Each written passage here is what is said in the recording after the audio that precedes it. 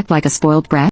I'll take you out of my $1 million inheritance. My parents have spoiled Emily rotten her whole life and she is very rude, mean, entitled, and manipulative. They raised her with the mentality that her disability means she is allowed to do whatever she wants without consequences and everyone else needs to bend over backwards to accommodate her. My grandparents on my mom's side passed away 3 years ago when I was 21 and they left me their entire estate of around $6 million. They were quite wealthy. I know the reason I received the entire inheritance is because when my grandparents were ill, my older brother Max suddenly contacted them after almost 10 years of zero contact just to ask how much money he would be getting.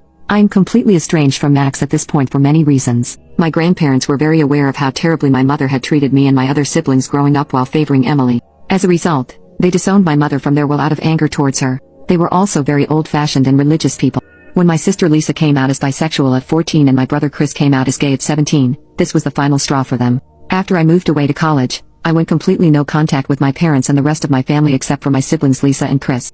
When they each started college as well, I offered to cover all of their living expenses and tuition as long as they kept up their academics. They were struggling financially, so they gladly accepted my support. I also helped my best friend Lola start her own small business by investing some of the inheritance money. Basically, I have used the inheritance to support the people who are important to me and who have supported me. I have not spoken to or interacted with my parents in about 6 years now. I never outright blocked their numbers, but they've never once tried to call or text me this whole time. This year, my younger sister Emily started college. In less than 4 months, she managed to burn through her entire college savings fund that my parents had set up for her. I'm talking over $500,000, gone. Why? Because Emily has always been a spoiled brat and she felt designer clothes and bags were more important than paying tuition or rent. On top of that, Emily apparently is doing horribly in her classes, likely because she barely ever attends lectures or studies. At this rate, she will absolutely either be expelled or held back from advancing. But my parents had never disciplined her or held her accountable her whole life. So about 2 weeks ago, my mother suddenly called me up out of the blue. She didn't politely ask, she demanded I start covering Emily's college costs and living expenses, just as I was doing for Chris and Lisa. I bluntly told her no, I would not give Emily a dime. I reminded my mother that I had been forced to essentially act as Emily's slave for my entire childhood while my parents ignored the rest of us. I told her I was only financially supporting Lisa and Chris because they were the only siblings who ever treated me decently growing up. I ended the call by telling my mother that for 18 years, Emily had been their only focus and child. So now they and Emily had no right to demand anything from me or my siblings after neglecting us and playing favorites our whole lives. As you can imagine, when I refused to bankroll Emily's education and lifestyle, the rest of my family turned against me.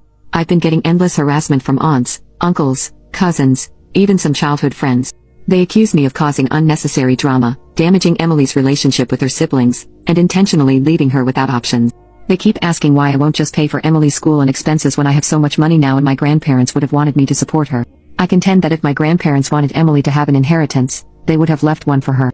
But they chose to leave everything solely to me. Everyone insists family is family, so I should just help out my poor disabled little sister. I frankly don't buy into that guilt-tripping crap. Yes, it's awful that my parents were negligent and abusive to me and my other siblings growing up, but that's not Emily's fault. However, I retort that she never does anything to change her entitled behavior or correct my parent.